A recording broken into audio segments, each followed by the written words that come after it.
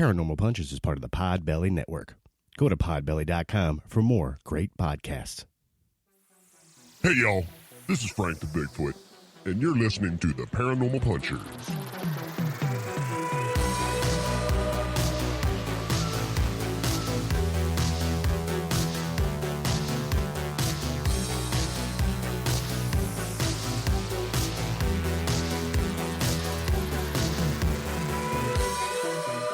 Hey, friends. Welcome to another episode of Paranormal Punchers. I'm Mark. I'm Alicia. I'm Dave. No Nash, but we were at his strongman event today. He was crushing it. I think he ended up placing second.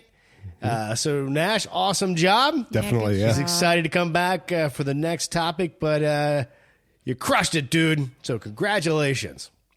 Now, on this episode, we're going to talk about the very cursed, haunted town of Dudleytown in Connecticut.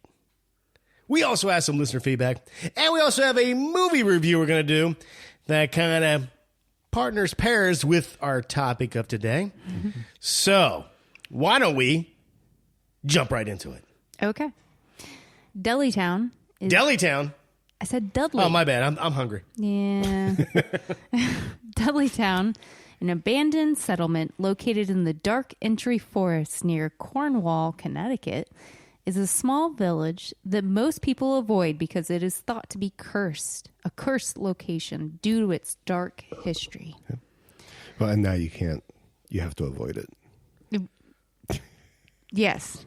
Most people avoid it. So. Okay. What? You're not allowed to go in. It's private property. Yes. Yeah, I know.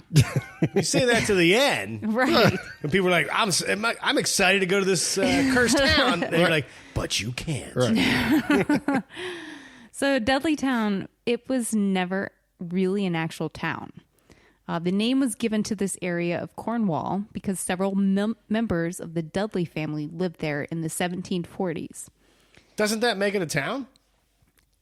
No. A couple people built houses, said this is a town. It really does count, right? Now, it's more, I would say it's more like a village. So it's not like a huge area, but yeah, it's not an actual town. It's actually more like a settlement. Yeah. Maybe a village. Okay. Yeah. And get into that a little bit later. But yeah, it really had nothing. Yeah. There was nothing there besides people. Yeah. That was Wow. Speaking of our movie review, we should have did The Village. That would have paired with this, right? Right, yeah. No, we're not doing that. Yeah. Sorry. The land was first owned by Thomas Griffiths, one of the first settlers in the area. Eventually, it was named Dudleytown after several Dudley brothers came to the area, along with apparently a family curse. We're not going to go into this family curse because it dates back to like England, and the Dudley family over there are not even related to the Dudley members that came over here. Right. So, but it is a common It is. misconception. You hear that tied quite often. Yes. And not to go into it, but it's basically the royalty, not royalty, nobility over there. The Dudleys were nobility, and they plotted to kill the king and got executed. Yeah, they were beheaded. Yes. Yeah. And but there no relation, no connection to this. No, they just had the same last name. Right. So I guess you could say it's a curse for the name, Right. but not for that actual family. Now, in 1747, Gideon Dudley, he bought some land from Griffiths to start a small farm. By 1753, Gideon's two brothers, Barzillai and Abiel Dudley, also purchased land nearby. Those are some names. I was going to say, we're gonna address those names, right? Yeah. Was it Barcelfly? No, it's Barzillai. Barzillai. Yeah, Barzallai. Is that how you would say it? Barzillai? I don't know. Yeah. The best this show can say. I know. Right, yeah. And Abiel, so Abiel Dudley. So he would just be Abe, but Right. I don't know True. what kind of Yeah. shortening you would do for Barzy. Barzy. Mars. B. Yeah, B.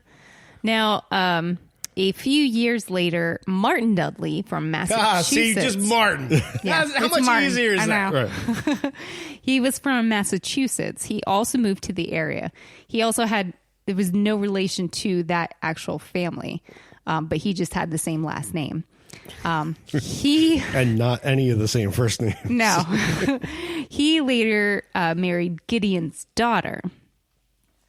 I guess it's good just they weren't related. Right. It's just this is why the area is called Dudleytown, is because a bunch of Dudleys, they just showed A up. lot of Dudleys. Yeah. So at that point, settlers began to trickle into the area, and the community grew even larger after an iron ore was discovered nearby. There were never any stores, shops, schools, or even churches in Dudleytown. Provisions had to be purchased in other towns, and any funerals had to be elsewhere since there were no churches or even cemeteries. Right.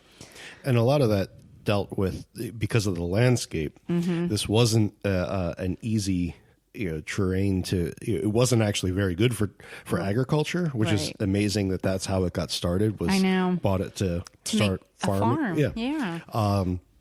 It basically sat on a hill inside a valley, and it was, forests and, rocks and just hills and all that. Nothing really made it good for people in any way, shape, or form. Yet they tried Except to the persist. Dudleys. Right, yeah.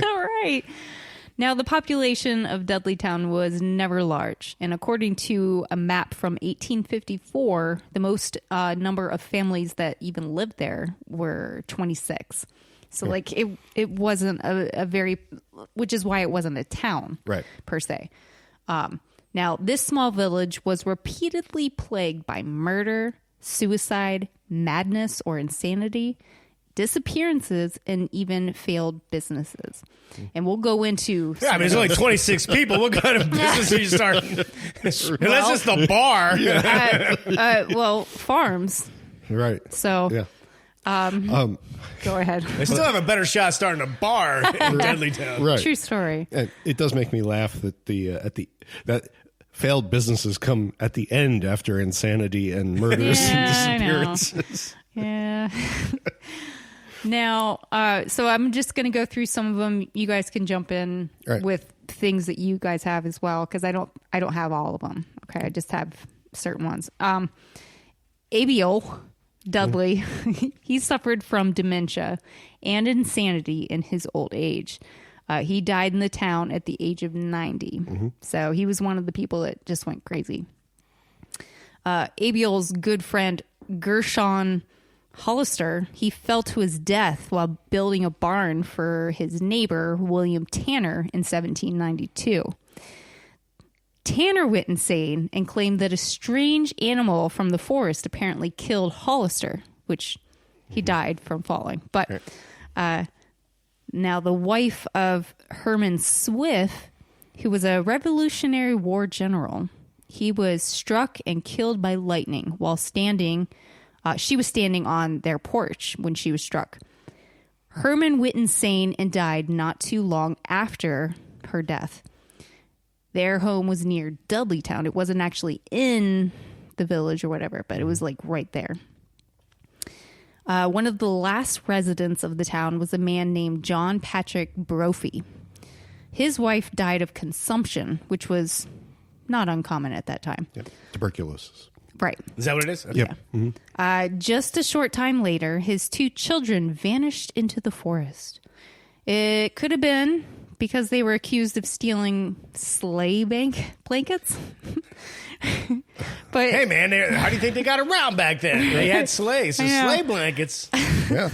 That's a big deal. But being accused that, I feel like it didn't cost that much money, so it wasn't a big deal. No, it was that- a minor yeah. offense, Right. misdemeanor, maybe you would Yeah. call it. Yeah. But they still just walked off into the forest, Yeah. never to be seen again. Kind of sounds like a Hansel and Gretel type thing. Like, Yeah. So yeah, they were never found again. Shortly after, their house burned to the ground in an unexplained fire. And then, not too long after, Brophy himself vanished into the forest and was never seen again. Now, I mean, you can't think that he burned his house down to claim insurance money because probably was no insurance Right. back in the day. Yeah. Not at that So, time. Yeah. Well, definitely not in the town because there was no Right. businesses. Right. They didn't have any agents. No, the last thing that I have is about Dr. William Clark, but I knew you were going to talk about him. So. Oh yeah, So the dude had just walked off in the forest. He talked about. So that was what, the early 1900s. So this thing is sat around abandoned. You know, I'm assuming also the forest started to reclaim. Right. You know, there was just now. I guess now you can see foundations, but you know how the woods does it, how Mother Nature does it. To start erasing that you were even here. Right. But anyway, so around the 1920s, this guy, Dr. William Clark, he came out to Cornwall, Connecticut, and he just fell in love with that forest, and how pristine it looked and how quiet it was. And being a doctor living in New York City, you know, the hustle and bustle of 1920s New York City. And I think it was like extremely well respected. I think it might have been a cancer doctor. I think he was. It was cancer. So he was just looking for a place for him and his wife to get away from the city. And he fell in love with this area in Connecticut. He bought 1,000 acres of land in this area, which included what is considered Dudleytown. And he wanted to build his summer home or vacation home. Now, he did have some trouble getting anybody to help him build it. They didn't want anything to do with this area. But he grew up on a farm, so he knew how to build a home himself. And he just went to work. Wow. That right there almost blows my mind more than the cursed land. Like, you know, this doctor grew up on a farm. He's like, I can build my own house. Right. Because I don't think a lot of people could do that nowadays. Right. So that's amazing. Well, and while still practicing medicine. Right. You got to build a house. You could damage your hands, and that's the moneymakers. Right. Oh, yeah. And as we learned from Dr. Strange, you got to protect those hands. And he was practicing in New York City, so he was commuting back and forth. So it's not one of those like, oh, I'm just going to, spend 6 months to build a house. No, he had to keep working. Well, yeah, and him and his wife, Harriet, they would go out there and stay while he was still working on it, and having an awesome time. And they love the area, holiday there sometimes, like Thanksgiving and things like that. But anyway, so, and they were always together. And never any issues. But one time they were up there enjoying themselves, he got called back to the office in New York. Probably had to do surgery, who knows what. But he was gone for 36 hours. And now he took the train.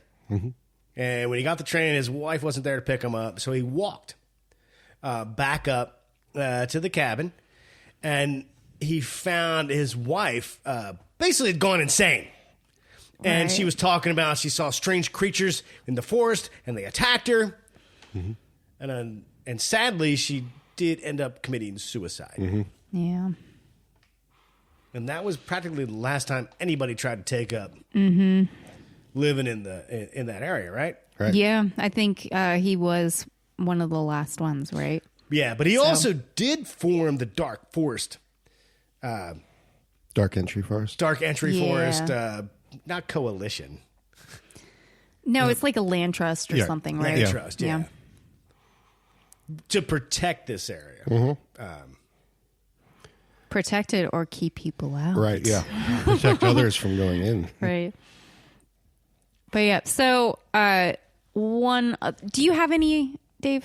Any other stories that you want to? Just nothing, stories like that, but the, just how the town kind of degraded over time. The iron ore was their most popular thing, but with the having to transport it And like I said, the land wasn't very, Right. easily traversed, and it wasn't quality land. So it was one of those things that over time it just made more sense to the iron ore mines were moved closer to the railroads, things like that. Right. They had some water mills that were producing things for the town. Over time, they had issues with the water, and again, the goods that were produced there, having to do that travel wasn't worth it. So over time, it just died out, as a result of all that. So it sounds like some of the problems was just being too deep into this forest. Right. It just wasn't easy to get stuff in and out. Right, yep. Right. So. Supply chain issues, man. Right. Yeah. Right. Yeah. Which that's actually going back to the story of the doctor. It's like, so how did he get notified that he needed to go to New York? That is an excellent question, and I do not have an answer. Right. I know. That's a good one. I'm assuming telephone. Well, I don't think. It didn't have a No. pager. Right. Well, and I don't think telephone. I don't even. Telegraph. But then they would have to have an office. Morse code. Yeah. Right. But I mean, So then they had, like- that most likely went to what was the town that was nearby? Cornwall. Cornwall. That would have been the closest, and then they must have sent somebody up to him. But Oh yeah, they could, yeah, that's right. right. So the telegraph comes into somebody in the town, and they got to hike it all the way up to get him. Right. Yep. Jeez. All right, I'm down with that. That makes sense. Okay. Now, I believe in the early 1970s, Ed and Lorraine Warren, they showed up at one point. Yeah, they actually recorded a Halloween special from Dudleytown and declaring it officially demonically possessed. Yeah. Wait, it's a special. Yeah, they did a Halloween special. Yeah. Yeah. I couldn't find. I wanted to watch the special. I couldn't find anything, but I did find a quote about it from Ed Warren. The Dudleys had an ancestor in England who was a judge and condemned many people to death for witchcraft, Mr. Warren said. The curse in Dudleytown started after the village became a thriving town. Ha. People went mad and reported seeing monstrosities in the forest, things that were unnatural. Curse? What is a curse? Dudleytown is cursed in that it is a tract of land with an aura of disaster. Everyone left the town. Ed Warren concluded. All right, so part of that quote there doesn't make sense when he's talking about the village becoming a thriving town. Yeah. Right. When we know that there was only like 26 people and Right. nobody can get a business off the ground there. 26 families. Yeah. Oh, that could be a lot of people. Well, consider, normally you think size of 4, so that's Okay. what, 106? I don't know. All right, I could see Yeah. like hustle and bustle back in the day. Yeah. See? That's why you have the bar. Right. That's the business they should have started. Right. Yeah. That's why they went insane. They didn't have alcohol. All work and no Mystery play. song. You're welcome. So we did mention this, but Dudleytown has been abandoned since the early 1900s, and it cannot be visited because it is part of a land trust. Today, only the cellar holes and a few stone foundations remain, and the roads that go into it are now little more than just narrow trails. The area is covered in thick forest, and the ground is strewn with rocks. The nearby mountains heavily shadow the area, so it receives little sunlight. So, Yeah, I thought that was part of like some of the issues with the town. The way Yeah. that the forest and the canopy is, like it would get darker faster in this town because the canopy was just massive. yeah. So that hindered growing things, Right. and maybe even feeling good when you're like, yay, oh no more sunlight. Right. That just Right. doesn't help your mental Right. state. Yeah, no vitamin D. Sorry, I just completely forgot what I was going to say there. You need more vitamin D. Right, yeah. But yeah, even the fact that it's rocky now means that Right. it's rocky land, so it's definitely not going to be good for agriculture. No. And I think that's where the term dark entry forest came from. This is one of those things where the forest is dark and spooky, and it's not inviting. It's one of those things is stay out. It's a dark entry point. Yeah. Oh boy. So I have a quote from Dan Aykroyd. Ooh. Everybody, Dan Aykroyd, Ghostbusters. Who's he? Well, you might know him from Ghostbusters too. All right. Yes. So this was a 1993 interview with Playboy. But Playboy asked, did you believe in ghosts as a child? Of course. They had seances at the old family farm where I grew up. My mother witnessed an apparition. I once saw some lights I couldn't explain. My father was a psychic researcher, so it was really passed down to me. Playboy. It seems Ghostbusters is your idea of a documentary, not fiction. Are you pulling our leg? Aykroyd. Definitely not. The other day I read that Harold Ramis, my colleague in Ghostbusters, said he doesn't believe in ghosts. Playboy. And that surprises you? Yes, because he's a very smart person. I'm going to bring him up to Dudleytown, Massachusetts, and scare the shit out of him sometime. I'll take him to the most haunted place on earth. He's my man. He's going. I can't believe he offhandedly says he doesn't believe in ghosts, when in reality of life on this planet, all right, he's going to get spanked for that. Now, he said Dudleytown, Massachusetts. Right. But in research on Dudleytown and Connecticut, this is what always came up. Okay. So, hey, Dan Aykroyd, you had it wrong. It's Connecticut. Right. So But you're going to get spanked, bro. Not only that, it sounds like he's a kindred spirit of Nash. You know, that, Oh, look it up. Researching the wrong Dudleytown. well, no, not that.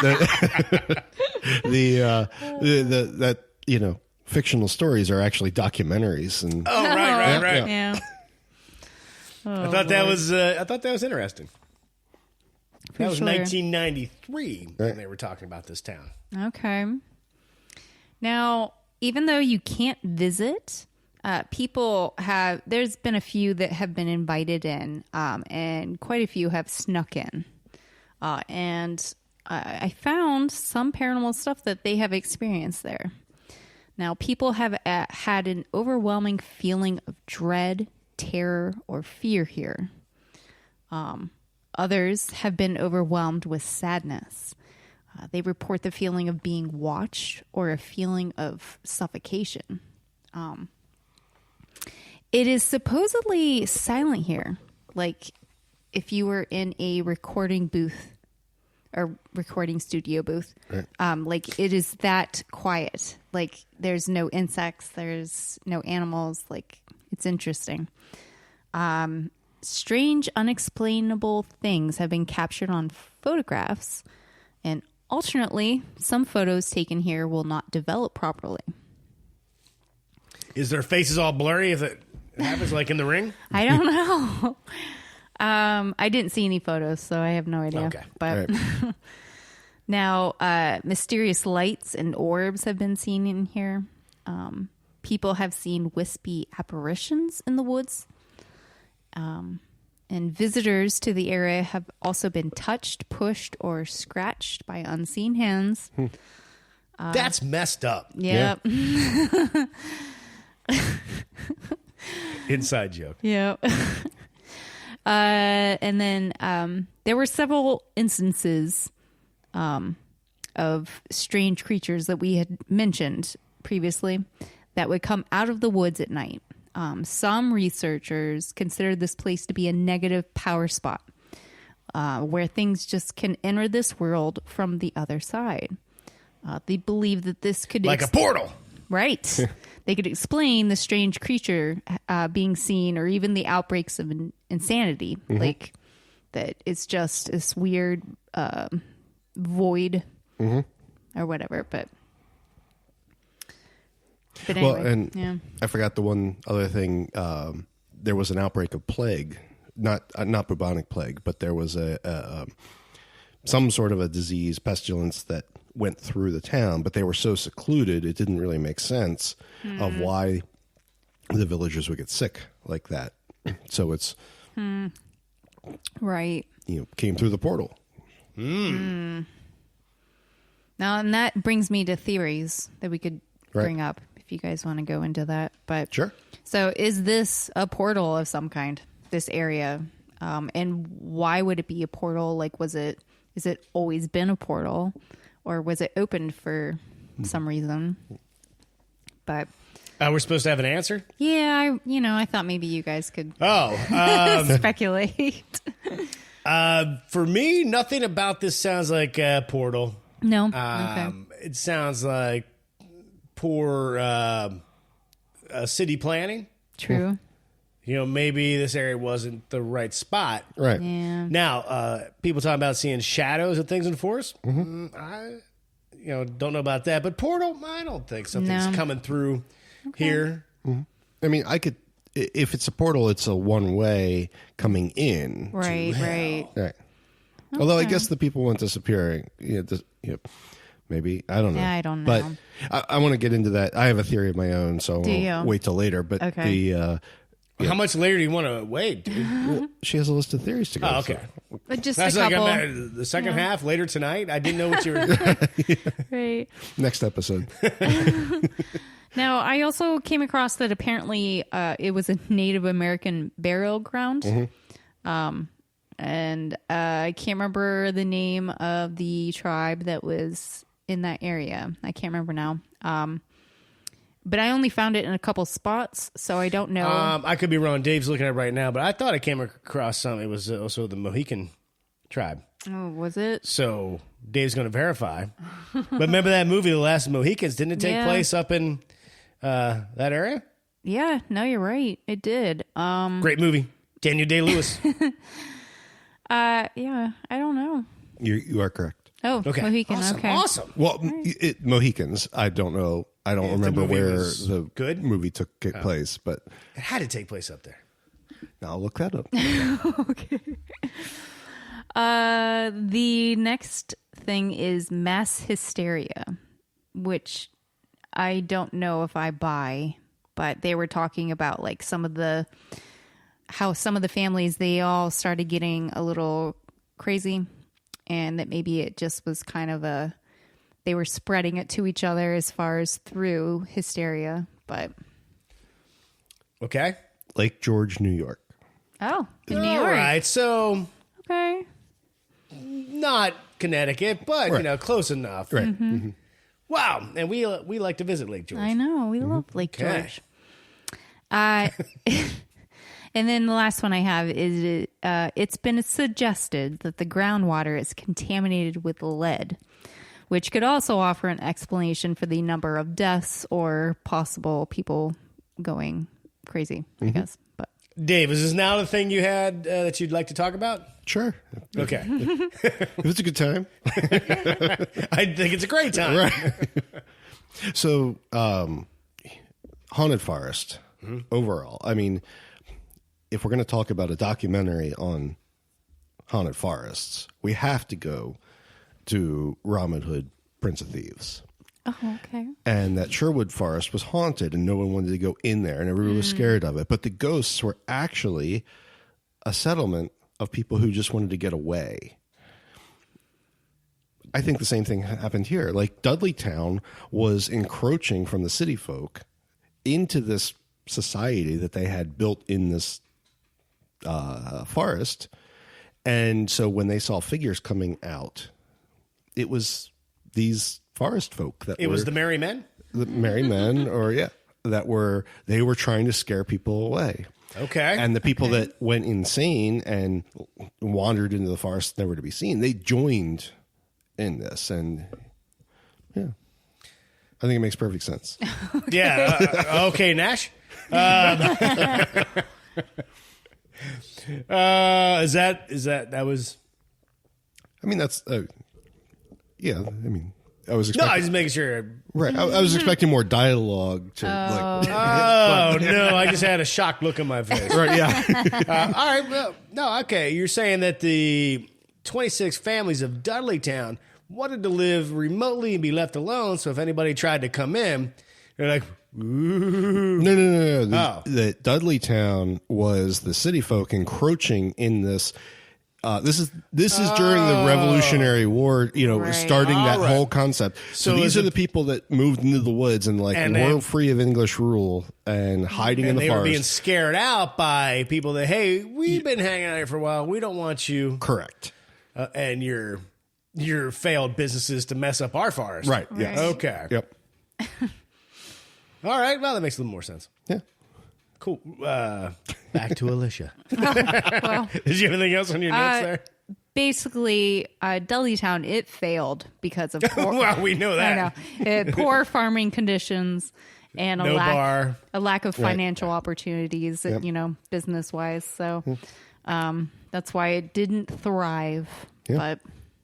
But one other thing I wanted to bring up. Mark, you and I were geocaching, and we got separated at one point, and we were no more than 100 yards from each other, and we could not hear each other. We had I was getting really concerned. Right. We had no idea. And you got taken down by a badger. Right. uh-oh. I would think it'd be a bear, but okay. But I'm, in a dark entry wood. I mean, obviously it's dark, it's scary, and the fact that no sound means that the canopy, the tree line, all of that is enough to prevent sound from really traveling. So it's quiet, and you're not going to hear these things. So people going into the woods, it's very easy that they just disappeared. It doesn't mean that they could have walked to another town or something and just never be found again. But you're not going to find them in the forest. I mean, it's also possible that they were like, F this town. Yeah. And they just left. Yeah.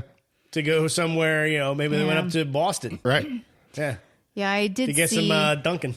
I did see one person saying that they felt like maybe the creatures in the woods that they were seeing were luring people into the forest. But well, and this just jumped in my mind, but let's see, Connecticut. So in Massachusetts, we have the Bridgewater Triangle. Within the Bridgewater Triangle is the Pukwudgie, who is infamous for luring people into the woods and then dispatching them. Yeah.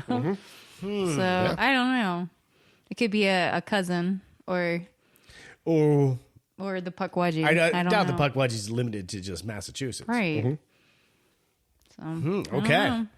All right. Well, why don't we take a quick break and we'll come back with some listener feedback, some movie talk, some other stuff that I can't think of at the moment. So we'll be right back. And we're back. All right. That was fun. Yeah. Something I didn't know about this town till, I don't know, last month or something. I just thought it'd be fun to talk about. And again, people try to go there. They have police that patrol that area. They will arrest you. They will, and fine you. But I know some people do sneak in to check it out. I would like, Dave, wherever Connecticut, if there's some geocaches in Dudleytown, we kind of have to go for them, right? With permission. I don't trespass. Oh, okay. No. Right. Too old to break laws? Right, yeah. Okay. The only place I'll trespass is Chernobyl. I really want to wander around that, but that's a different story. For another day. Yeah. All right. First, I'd like to kick off the second half by welcoming a new patron to our Patreon, Mikkel. Oh, welcome. Thank you for joining and supporting the show on Patreon. If you would like to do the same, it's only $1. That's right. $1. Here's what you get. New episodes, early and ad-free, which I think is a huge bonus. Yeah. And I know people hate ads, but, it's kind of how we support the show by having ads. So you can get them ad-free. You get access to our Discord server. And that way you can hang out and talk to everybody on the Patreon. And we'll talk about movies, topics, sometimes just funny things. So it's kind of like, be part of the community. You get to help pick upcoming topics. You get first looks at experimental content. You'll get to see any videos we make first. And you get access to past Patreon content, basically the archives. Ghosts and Gastropubs. Dead Scripts. Dead Scripts Rise from the Grave.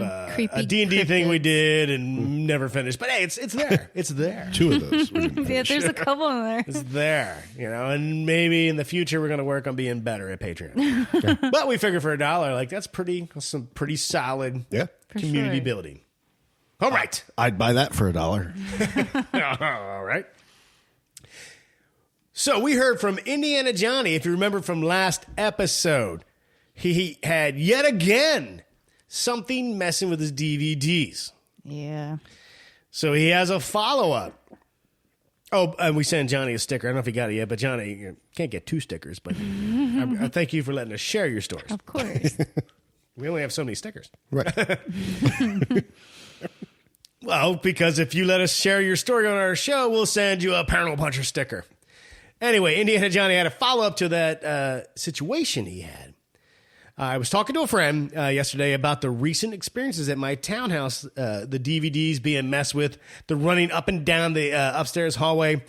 And he said it sounds like it could be a little kid ghost. I got to thinking that all of the movies and shows that seem to get messed with on my DVD shelves are kids' movies and shows or ones that kids would like.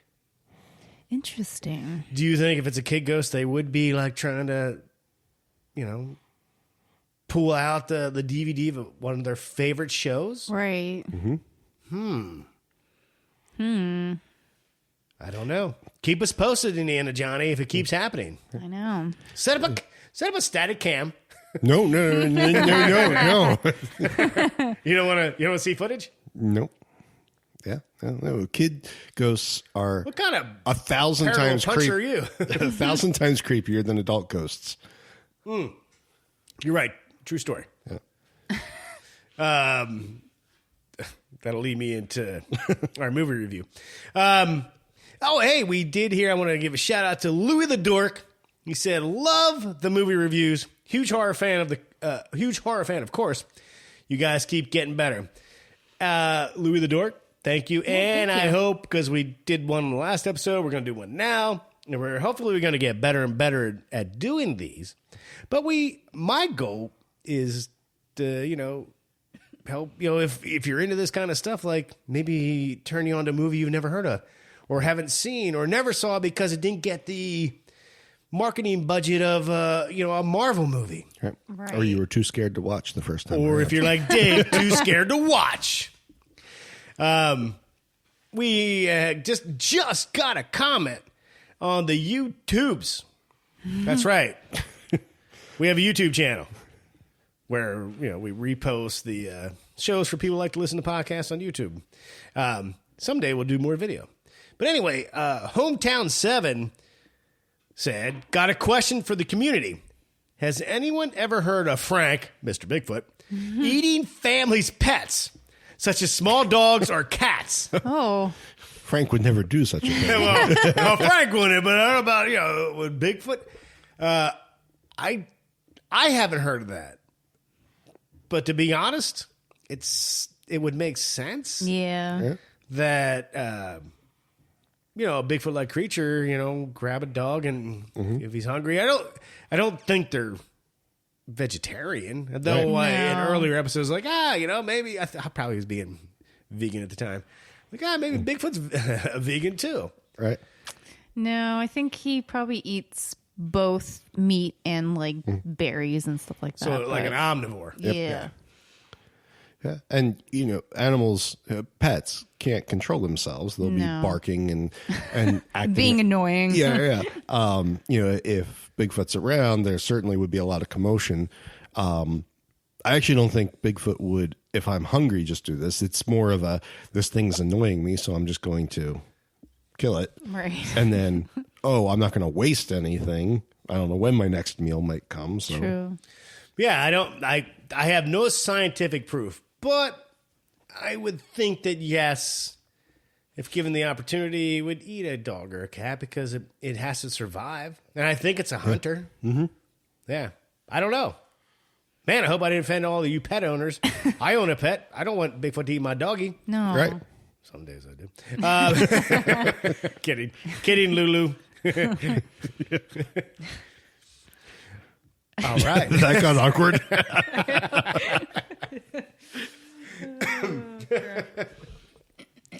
All right, let's jump into this movie review. Again, I was thinking I wanted to pair a movie that would kind of like be similar to the main topic. So this was a cursed town. And so the movie is called We Are Still Here from 2015. As Sean McComber from Fangoria says, a sublime concoction of creepy dread and outright terror. Dave, just on Sean's quote, I'm curious. Did you watch the movie? No. I didn't think you would. No.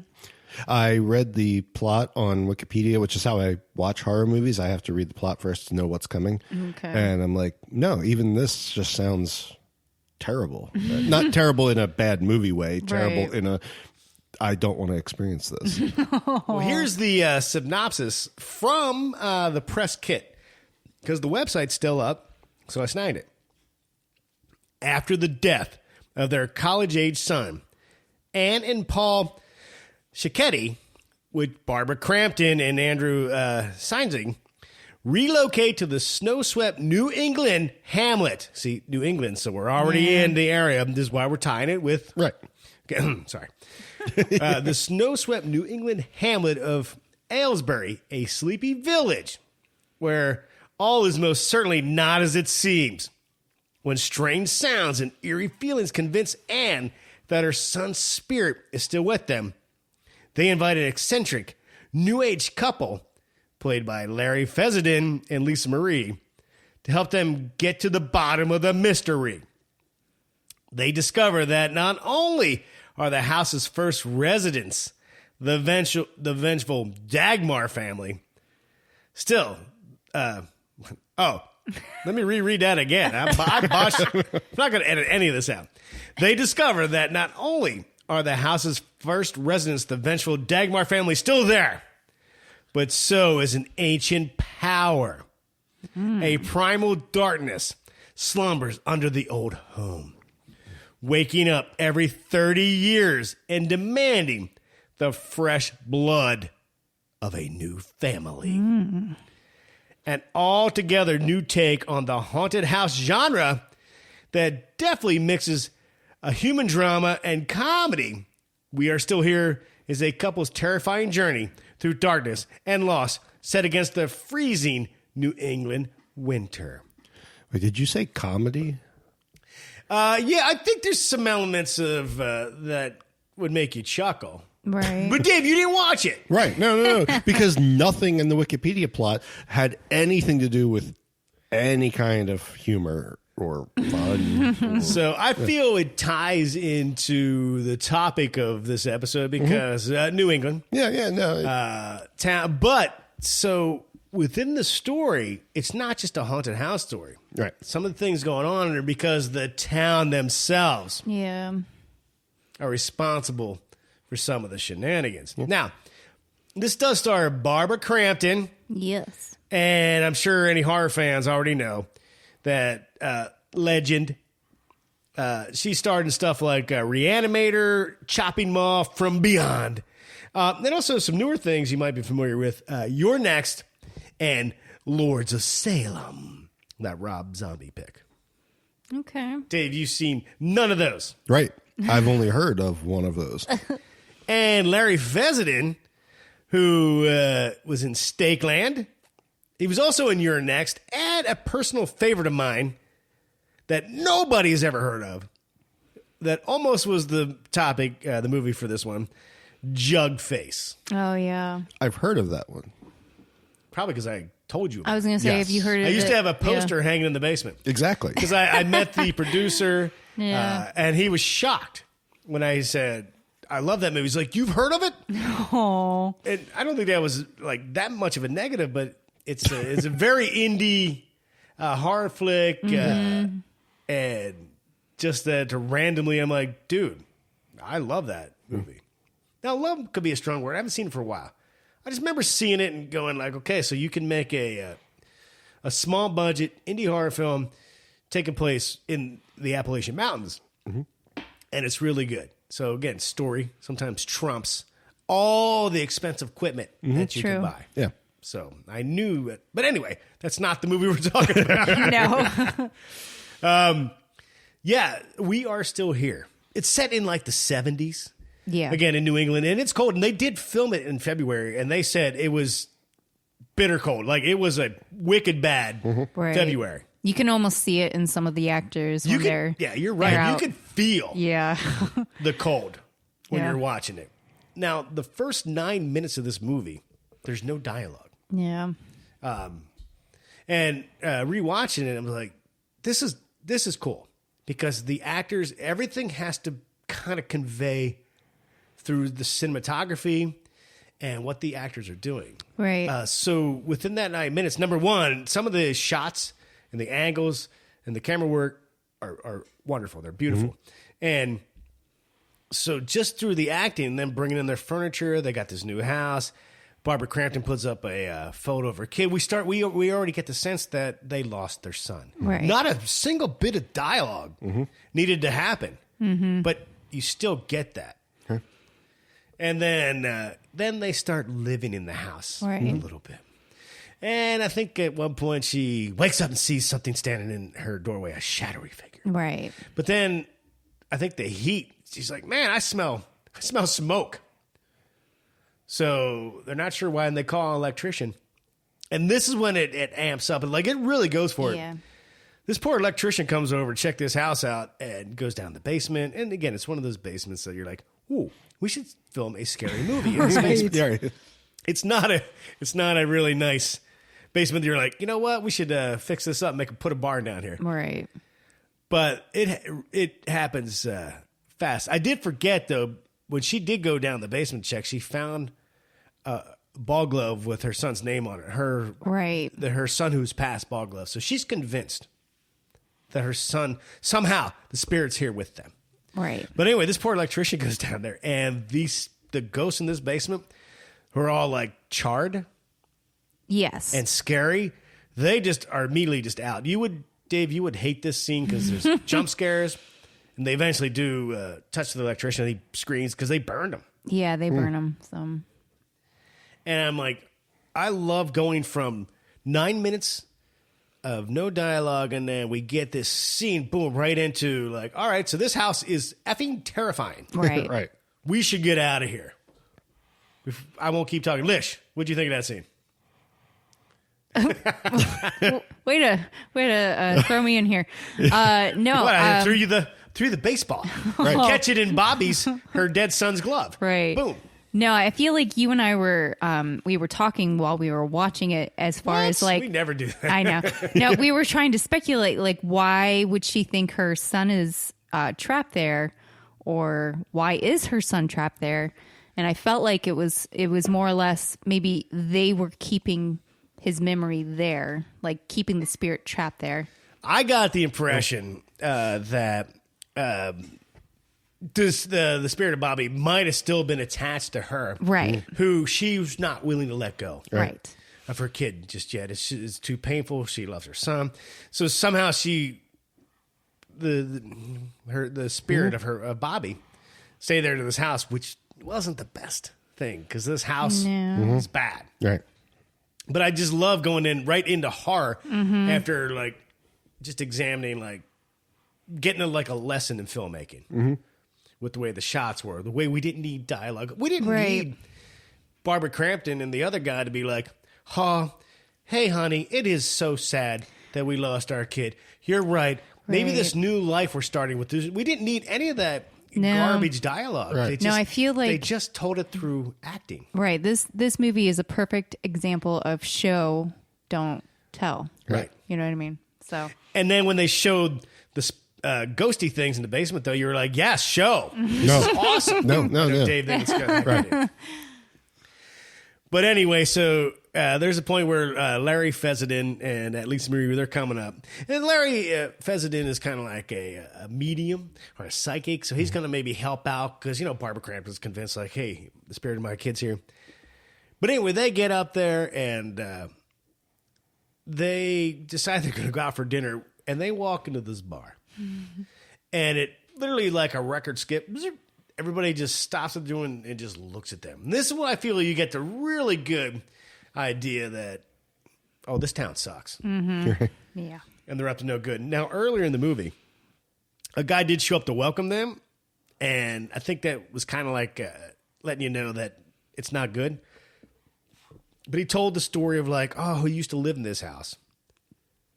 And the guy's like, well, you know, hey, it's the Scatinelli's house now. And the guy's like, no, it's still Dagmar's house. And then leaves. Right. So it's kind of like, oh, okay. Now, I'm not going to go into deep spoilers, but I'm hoping you are getting the sense that this movie is bringing, like, you know, good bits of drama and horror and melding into this 70s kind of setting. Yeah. And there is a possession scene where Larry Fessenden gets possessed. That's pretty amazing. But listen, I want to kick over here to some fun facts and Larry G's comment, but I'm not going to sit here and just tell everybody the movie beat for beat. Right. Because if you don't stop me, that's what's going to happen. Right, yeah. But I want people to watch the movie. I think this movie is worth watching. Absolutely. As somebody who isn't like huge into horror or whatever, I did enjoy. What? I know. That's news to me. I know. No, I will watch it, but it's not like something that that's not my first choice. Right. But I do like this movie because it's not just horror. It's paranormal. There's a lot of really interesting dynamics between, you know, the town folk and the people living in this house and them trying to discover why is this but there's happening. also an ancient evil. Right. And some evil that the town folks did. Right. Yeah. And, you know, again, I didn't watch the movie, but reading the plot of the movie, it reminded me of like an inverse of H.P. Lovecraft's The Dunwich Horror. So That almost was the movie wait, for what? this episode. Oh, Yeah. I didn't know that was a movie. No, it's a movie. Okay. I just know the story. And the only reason I know the story is from the Fallout series video games. They do a lot with Dunwich. And so I've read up on what, you know, the Dunwich story is. In that, the family is the possessed one, not possessed one, but the cursed one. Then the ancient evil they're trying to keep hidden. The town is trying to prevent it. This is kind of the inverse, where the town is, you know, the bad, and the family is trying. You know, so it's. Where do you think the Dunwich Horror takes place? It's a 1970 film. Okay, but where do you think it takes place? Guessing by that, somewhere in New England, Massachusetts. What's up, New England? Why is it so scary out there? Why do you have all the ancient ones? Yeah. Share with the rest of America. Yeah, we want an ancient one down here in PA. No, we don't. Right. But, you know, so again, it sounded, you know, just some of the scenes, even in the plot, it sounded too. So freak me out, but there's a moment in the movie, beginning when that couple comes over to welcome. He talks about the Dagmar, the dude, and he was like a mortician, and he was like taking the bodies and selling them, and I think he was burying empty coffins or something. But he refers to that this guy was selling them to some university. Yeah. Which is from H.P. Lovecraft story. Okay. So tying in H.P. Lovecraft a little bit. I didn't get it right away, but I saw it in the fun facts. Yeah, me too. And I had that on my paper. Oh, no, read it out. Read it. Okay. Do it better than Do it I better. just did. During his speech about the Dagmar family, Dave notes that the home's first owner sold corpses to the university over in Essex County, a reference to H.P. Lovecraft's fictional Miskatonic University, which was located there. Good job. Nice. I should have just kicked that over to you. It's okay. Dave, you're going to enjoy this one. But in the film, throughout the movie, they're drinking this B&J whiskey, which was really prominent in one scene, like when Larry Fessenden and Elisa Marie got there, and they were going to have some drinks, but like the label, they really showed the label. No, you're right. But I also remarked when he was making some drinks, like he put them on a tray and walked them over to the couch. I'm like, is that how they did in the 70s? Because I'd just be like, all right, come get your drink. Right. Yeah. Like he put him on a little tray, walked him over. I'm like, oh man, hospitality. Yeah. But so it was B&J whiskey. It can be seen. It's an homage to J&B Scotch, a real life brand of alcohol that was often seen in Italian horror and exploitation films during the 70s and early 80s. Even the label design is very similar. So interesting. I've never heard of that. As a designer, I'm like, okay, that's cool. Yeah. But I would never know that from Italian horror. I've only seen a few Fulci films, so I thought that was interesting. Yeah. That's a attention to detail. That's a guy who made this film really loves certain genre films, right? And he was pulling elements into this. Nice. And maybe it's only for people that I get it. Mm-hmm. Mm-hmm. Sorry. Oh, and I feel like if you don't put in jump scares, I probably could be one of those people that you'd be like, I would get it. No, it's from Italian. It's homage to Italian horror movies, so you would never know the homage because you don't watch horror movies. Period. Well, that's what I'm saying. If you only watch Italian horror movies, then I would be really impressed. Right? No, I'm saying that all horror movies just cut out the jump scares. Stop using that technique, that cliche, that. What's the other word I'm looking for? Yeah, whatever. But it works. Sometimes it really does work. Nope. A really good cat scare or jump scare, done right, is still terrible. Great. It's the ones that when you're watching like maybe not such a good horror movie and they keep hitting you with jump scares, cat scares. Mm-hmm. That's when it's kind of like, okay, you have nothing. You have nothing else. Mm-hmm. Yeah.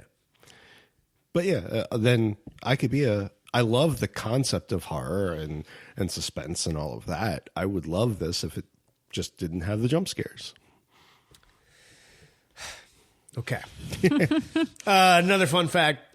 Telltale sign, the film was shot in a town close to the U.S.-Canadian border. The Molson Canadian Beer Light. You can see in the Buffalo Bills bar. Nice. But I guess, I don't think Molson's sold everywhere. Right. But, all right. Yeah, anyway, I don't want to get too deep because I would rather let a listener get a little too deep for everybody. Mm-hmm. So we were not trying to spoil it because I highly recommend you check it out. But Larry G would like to spoil it, and he's got an excellent movie review, and that's why we're going to let his review wrap this segment up. Larry G, heck of a great job here, and we'll have some thoughts on what you said after Dave reads this. Right. I figured if I didn't have a movie review, you should read Larry's. Yes, yeah. So Larry G says, warning, I spoil stuff. This movie's 8 years old, so get over it. Oh, whoa. Yeah. So I hadn't realized that I actually watched this before, but it was a very good memory to bring back when I started watching it. The story really isn't anything special. I disagree. Especially when put against slightly more modern movies. Family with a tragic past moves into a house with a dark history. Okay, he has a point. Finds a cult-like group that wants the haunted house to eat said family. So the story doesn't help much, but the special effects are pretty amazing for their practical effects. The Dagmars, in all their blackened to a crisp glory, were truly a sight to be seen. Another highlight was the possession scene. A sock or something similar was put into the friend's mouth to keep him from speaking, and unlike all the other movies where the demonic force is foiled by something as simple as an article of clothing, he actually swallows the sock, complete with contorting throat effects and all. Yeah, that scene. Yeah. You'd love that, Dave. Well, is it scary? Like I'm guessing it's intense, but is it jump scary or no? Because I guess intense. So yeah, you wouldn't be bothered by it. No, that's the kind of thing I would enjoy. That's my kind of thing. But anyways, back to the review. The ending is pretty interesting, with it not completely being the ghosts being the bad thing, and the townsfolk being the bigger issue. My one true problem with the ending, and truly the entire movie, is that there's a lot of space for lore that there wasn't just anything put in place. This is a movie that, if it had a stronger following, could have been used as a prequel, or could have used a prequel and a sequel, if only to get the lore of the Dagmar family and the rest of the story out a little more cohesively. All you really have is 5 minutes of vague dialogue towards the end that kind of gives you a reason as to why the townsfolk are absolutely nuts and the Dagmar family were not the villains. I totally want a prequel that shows the town unearthing old gods and sacrificing a family to make this pact. All in all, I give it 7 out of 10 for story and a 7.5 out of 10 for effects. I think that's actually, again, Larry G, excellent review. Yeah. Better than what we just did. We weren't reviewing, we were talking. Right. 7 out of 10 for, I think that rating is fair and accurate. Okay. The effects are great. 7 out of 10, yeah. I mean, hell, that's a good tomato, right? Right. Yeah. Not a squash tomato. Right. Yeah. The reason I picked this movie is I love indie horror. I love small budget indie horror that like in this case, it took place mostly just this house. They didn't have like a lot of sets, big sets. I kind of love just seeing what a storyteller can do with the limited. And I think they crushed it. And I think it's worth seeing. And he's right. If it got a bigger following, maybe they would have done something more. And we all love ancient evil under the ground, old gods, Cthulhu. Right. I mean, we don't love them. I mean, storytelling. Right. Yeah. Well, there's some cults that do, but We're working on them. We're working on a concept right now with the kind of vibe of an ancient evil under this town. More of a comedy, but yeah. We are still here. I recommend it. I will go here with Larry G and give it a 7 out of 10. Yeah, I agree. The effects are great. But the acting's great too. It really, it's good. It's worth your time if you're into this kind of stuff. But maybe a little slow burn at times too. So don't expect Scream, like out of the gate, just murder and mayhem. Like let the story tell. Let it tell you what's up. Right. Enjoy it. Sit back. Drink a Molson. All right. That's the third movie review we've done. I hope you're enjoying them, but I would love to know if you like them and you want more. Right. And do you like trying to pair a movie with a topic? So that way, if you listen to the show and you're like, oh, I want to watch that movie, it kind of is like it's like a food and beer pairing. right. Do you like that? It's okay if you don't. But go to paranormalpunchers.com and you'll find all the way to contact us and let us know if you like it or don't like it. Right. Or what if you have an idea that works? You should talk about this haunted location with this movie. Hey, let us know. That would be awesome. Right. And if you like the show, not do you, if you like the show and you listen to us on Apple and Spotify, hit that 5-star. It does help the show. Why? It just helps us move up in the ranks and more people get get eyes on us and get ears on us. So if you want to, do that. Dave, anything else? I was just going to say, along with the, sending in, whether you like the movie reviews and potential topics and things like that. If anybody has recommendations on either movies without jump scares that I should watch or gateway movies that kind of ease me in, that maybe I'll get more into it, give me some advice so that I could maybe participate a little bit more. Or one that will ruin Dave forever. You get one of those and then... Lish? No, I think we covered everything. We did a really good job with the movie review. So, yeah.